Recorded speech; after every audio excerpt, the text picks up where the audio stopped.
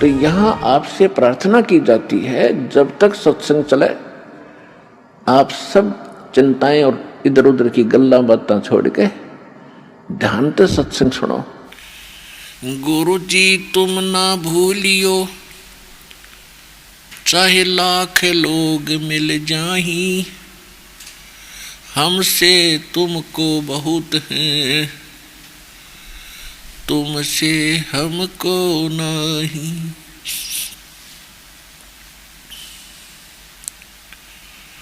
परम पिता परमात्मा पूर्ण ब्रह्म सारी सृष्टि के रचनहार कबीर परमेश्वर जी की असीम रजा से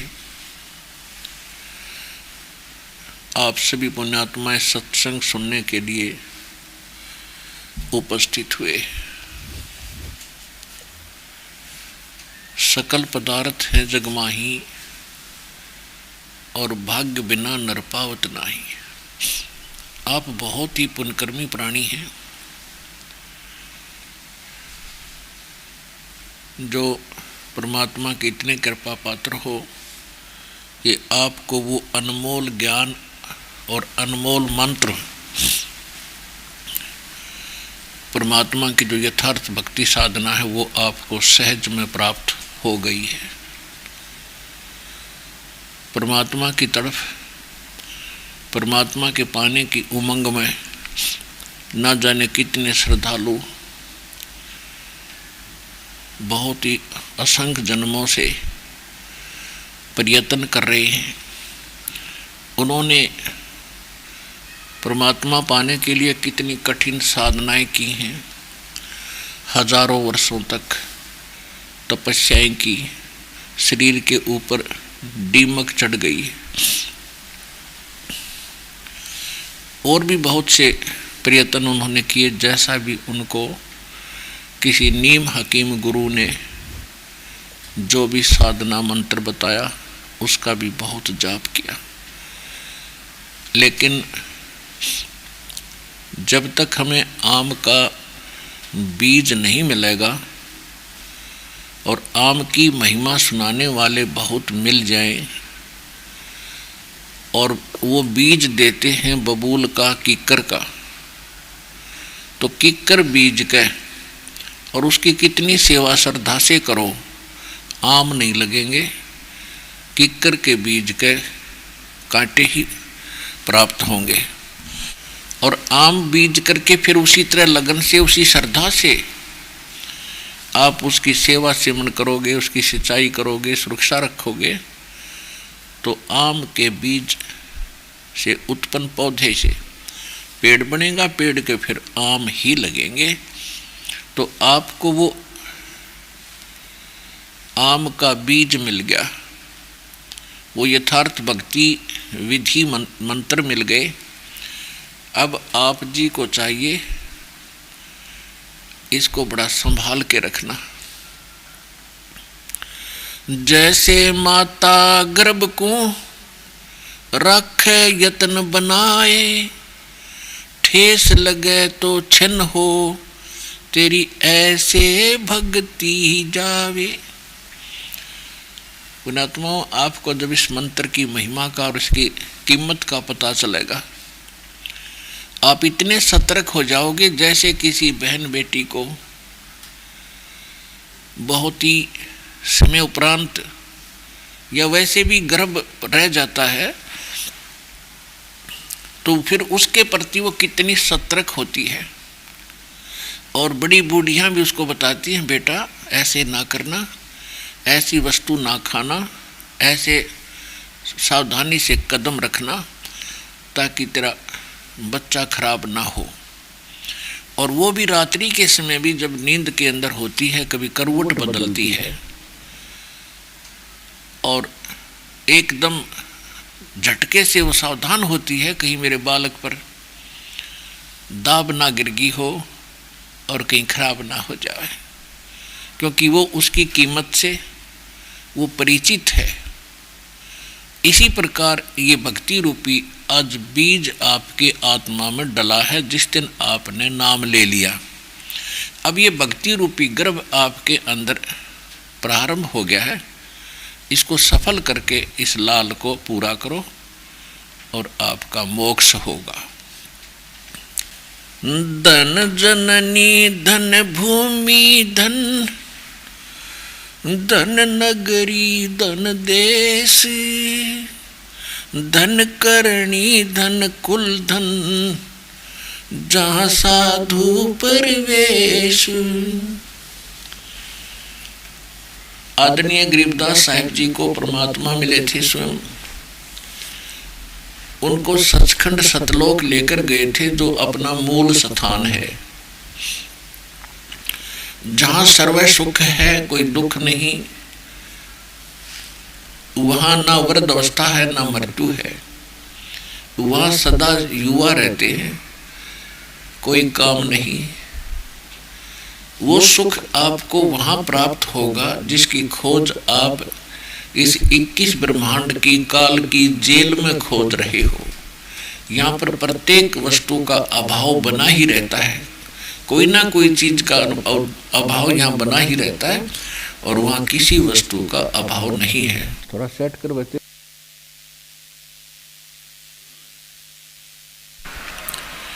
तो आदरणीय गरीबदास साहिब जी को परमात्मा उस स्थान पर लेकर गए, वहां से वापस छोड़ा, अपने से परिचित करा, यथार्थ ज्ञान उनको दिया, उनका ज्ञान योग खोल दिया। उसके बाद आदरणीय गरीबदास साहिब जी ने परमात्मा से प्राप्त उस ज्ञान को हमारे लिए कैसे वर्णित किया है। धन जननी धन भूमि धन, धन नगरी धन देश, धन करणी धन कुल धन, जहाँ साधु परवेश। गरीब संत सुरसरी चलत है, मारू देश बहंते, बागड़ मंज बिलास हो, ऐसे नदी सुरसरी संत।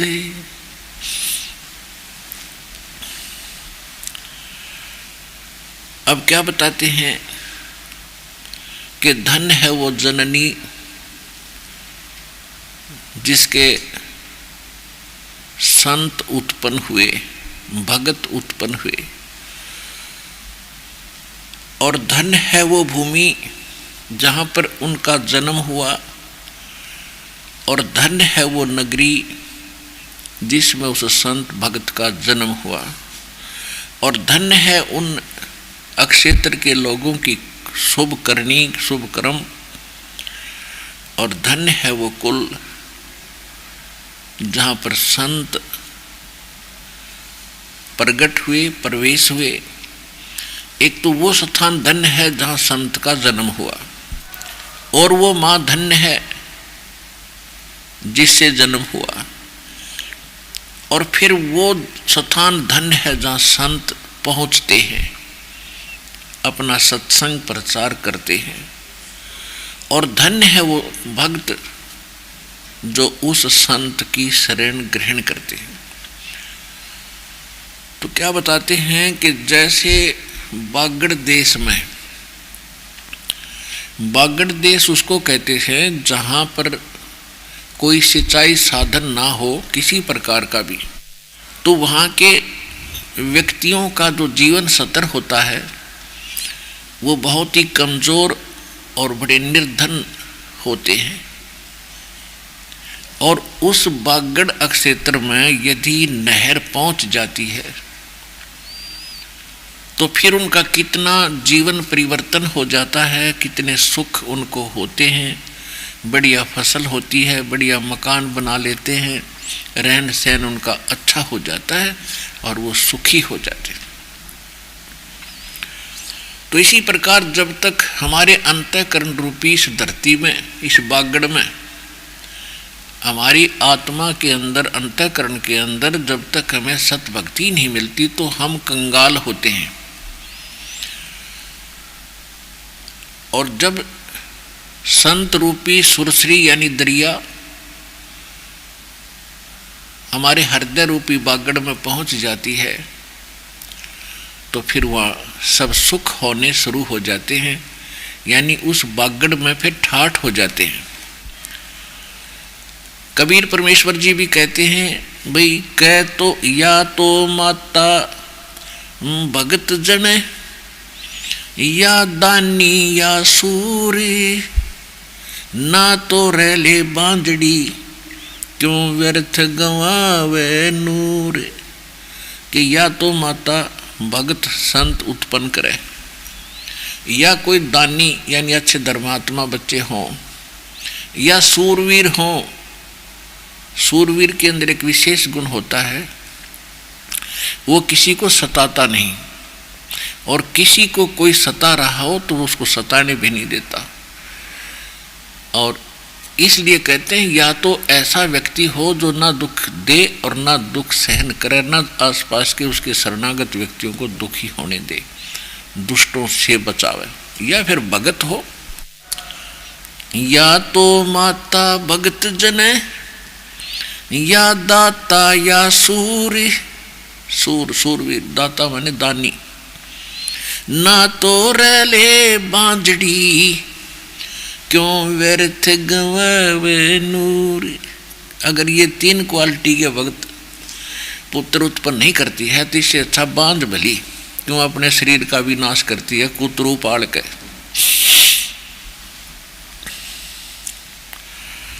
धन जननी धन भूमि धन्य, धन नगरी धन देश, धन करणी धन कुल धन, जहाँ संत परवेश। जहाँ संत आते हैं धन्य है वो जननी, जिनसे उन भक्तों का जन्म हुआ, जिनके लिए वो संत वहाँ पहुँच गए उनके घर पे, उनके क्षेत्र में। और धन्य है वो भूमि, धन्य है वो देश, पूरा देश।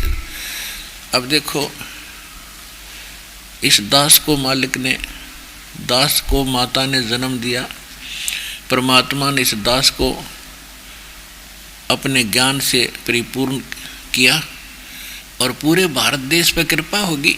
कहाँ कहाँ से पुण्यात्मा परमात्मा के बच्चे आकर लाभ उठा रहे हैं।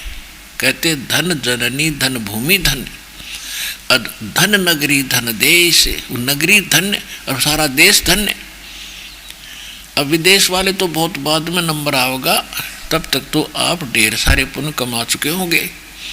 तो इस नगरी पर, इस देश पर कितनी कृपा है।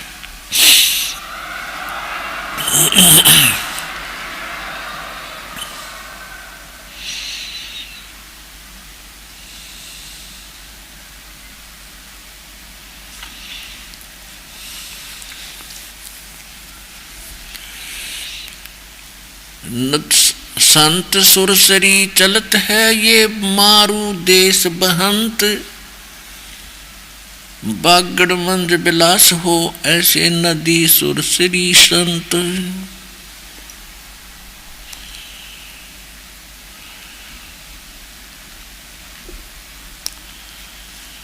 अब परमात्मा कहते हैं साधु संत एक जनसाधारण से नजर आते हैं, लेकिन उनके अंदर एक विशेष परमात्मा की पावर होती है।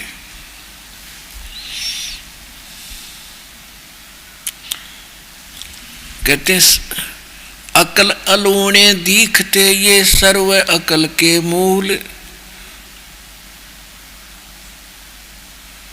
सदा रटे हरि नाम को ये झूले अनहद झूले।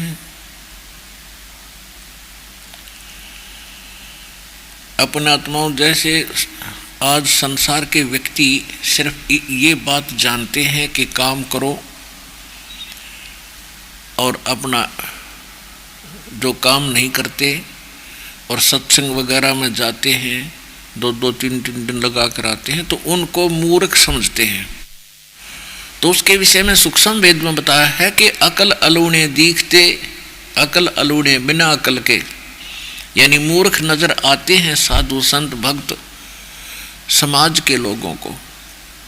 उसके विषय में क्या बताया है कि अकल अलूणे दीखते ये सर्व अकल के मूल, और ये सदा रटे हरि नाम को ये झूले अनहद झूले। समाज को तो भक्त कति मूर्ख दिखे और भगत ने समाज मूर्ख दिखे, क्योंकि वो कर क्या रहा है, जिस कोठी बंगले और कार इन परिवार के लिए वो सारा जीवन न्यौछावर कर देता है और सारा जोड़ा जाड़ा यहीं रह जाता है, 1 मिनट में मृत्यु हो जाती है। और अगले जन्म में उसके साथ क्या होगा, पशु पक्षी की योनियां भोगेगा, उन जोनियों में जाएगा। तो भक्तों को वो इसलिए अनजान दिखाई देते हैं समाज के लोग, जगत के व्यक्ति, कि ये तो अपना जीवन व्यर्थ कर रहे हैं। और उनको केवल हम बुरे इसलिए अच्छे नहीं लगते, मूर्ख दिखाई देते हैं कि ये काम ना करते, धंधा नहीं करते, खाओगे कहाँ से। तो ये उनकी अपनी सोच है और अध्यात्म मार्ग इसके विपरीत है। आप काम भी करते हो, ऐसा थोड़ा काम नहीं करते, लेकिन इस काम के साथ साथ परमात्मा का नाम गणा जरूरी था, जो जगत नहीं कर रहा, इसलिए वो अनजान है। तो यहाँ परमात्मा कह रहे हैं कि अकल अलूणे दीखते,